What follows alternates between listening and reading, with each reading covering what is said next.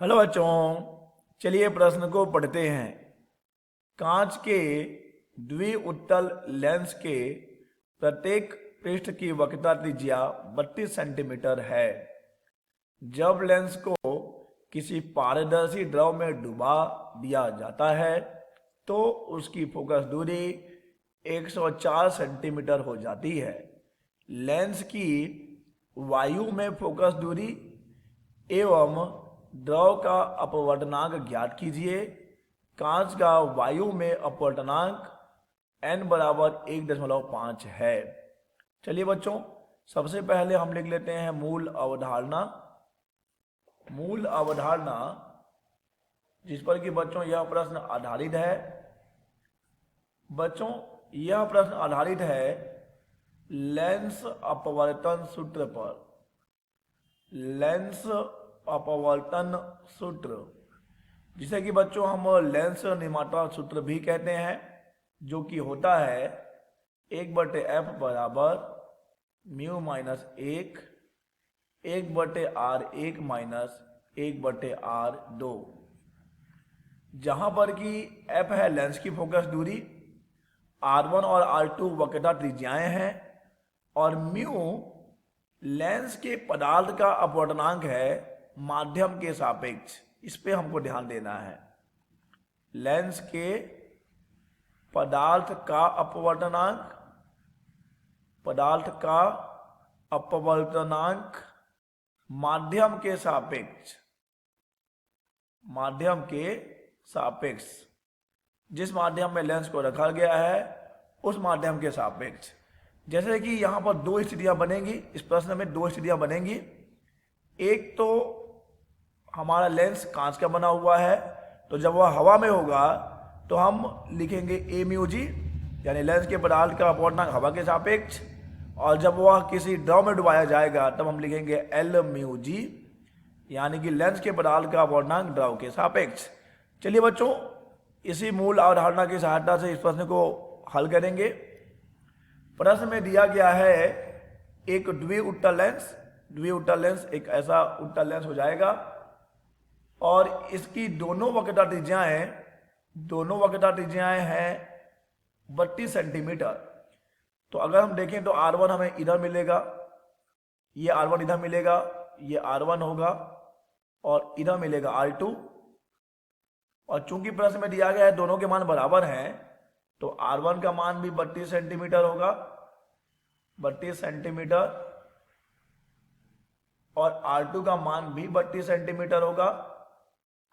लेकिन एक फर्क है बच्चों, एक अंतर होने वाला है कि R1 तो दाईं ओर है तो वह धनात्मक होगा, R2 बाईं ओर है तो इसे हम लेंगे ऋणात्मक। और यहां पर दिया गया है लेंस की फोकस दूरी जब वह किसी द्रव में है तो हम लिख देंगे FL बराबर 104 सेंटीमीटर। ये लेंस की फोकस दूरी है जब उसे किसी द्रव में डुबाया गया है। और यहाँ पर हमारे पास है लेंस के पदार्थ का अपवर्तनांक वायु के सापेक्ष, जो कि है 1.5। सबसे पहले हमें ज्ञात करना है लेंस की वायु में फोकस दूरी। चलिए सूत्र लगा लेते हैं। 1/f बराबर mu minus 1/r1 minus 1/r2। यहाँ पर हमें फोकस दूरी ज्ञात करनी है वायु में, तो हम यहाँ लिखेंगे FA और यहाँ पे हम अपवर्तनांक लेंगे वायु के सापेक्ष। चलिए अब हम मान रख देते हैं 1/FA बराबर ए म्यू जी, जिसे कि हम यहाँ पर n से दिखा दें क्योंकि प्रश्न में उसे n से दिखाया गया है, तो ANG भी लिख सकते हैं। तो इसका मान है 1.5 माइनस 1/32 माइनस 1/-32। 1/FA बराबर 1.5 माइनस 1 हमें मिलेगा आधा, और ये हो जाएगा 1/32 धन 1/32, जो कि जोड़ने पे हमें मिलने वाला है 1/FA बराबर 1/2 1/32 धन 1/32 हमें मिल जाएगा 2/32। यहाँ से 2 और 2 की कहानी खत्म हो जाएगी। तो हमें मिल रहा होगा FA बराबर 32 सेंटीमीटर। FA बराबर 32 सेंटीमीटर। यह लेंस की फोकस दूरी है वायु में। अब चलिए, अब जबकि लेंस को किसी ड्रॉ में डुबाया गया है तब उसकी फोकस दूरी कितनी हो जाएगी? तब उसकी फोकस दूरी हो जाएगी 1/FL बराबर n-1 और ये हो जाएगा 1/R1 माइनस 1/R2। और अब इस स्थिति में हम लेंस के पदार्थ का अपूर्णांक लेंगे उस द्रव के सापेक्ष, क्योंकि हमने यहां मूल अवधारणा में समझा भी है कि यहां पर जो म्यू है, यानी कि जो लेंस का जो अपवर्तनांक है, लेंस के पदार्थ का अपवर्तनांक है, हमें उस माध्यम के सापेक्ष लेना है जिस माध्यम में लेंस है। तो यहां पर हमने लेंस को द्रव में डुबा दिया है, तो हम लेंगे लेंस के पदार्थ का अपवर्तनांक द्रव के सापेक्ष।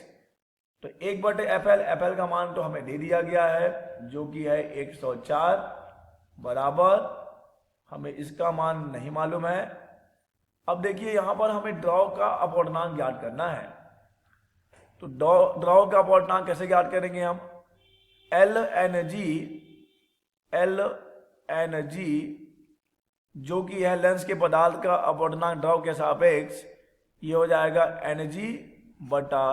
Ng/nl, अर्थात कांच के पदार्थ का अपवर्तनांक, लेंस के पदार्थ का अपवर्तनांक, क्षमा कीजिएगा, लेंस के पदार्थ का अपवर्तनांक वायु के सापेक्ष, और ये हो जाएगा द्रव का अपवर्तनांक वायु के सापेक्ष जो कि द्रव का अपवर्तनांक होगा।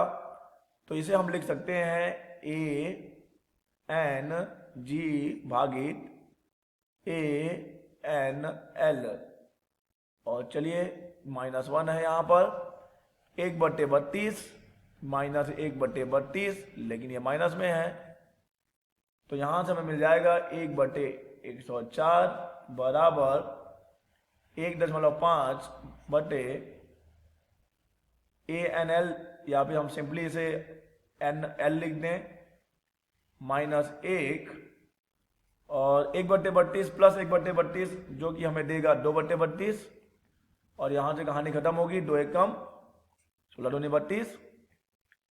तो अगर हम 16 को बाईं ओर ले जाएंगे तो हमें मिलेगा 16/104 बराबर 1.5 बटे NL -1, और यहां से ये कट जाएगा, ये हो जाएगा 2 अठे और 13 अठे।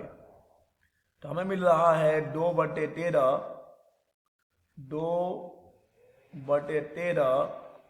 बराबर 1.5 भागित NL -1।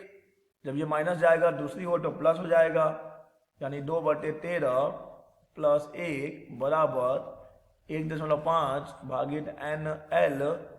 तो इसे जोड़ने पे हमें मिलेगा 15/13 बराबर 1.5 को हम लिख सकते हैं 15/10 NL, यहां से 15 और 15 कर, तो यहां से हमें मिल जाएगा NL बराबर 13/10, यानी कि NL बराबर 1.3। ये हो जाएगा उस द्रव का अपवर्तनांक। तो यहाँ पे हमने दोनों चीजें ज्ञात कर ली हैं, लेंस की वायु में फोकस दूरी और द्रव का अपवर्तनांक। आशा करते हैं बच्चों आपको यह प्रश्न समझ आया होगा। धन्यवाद।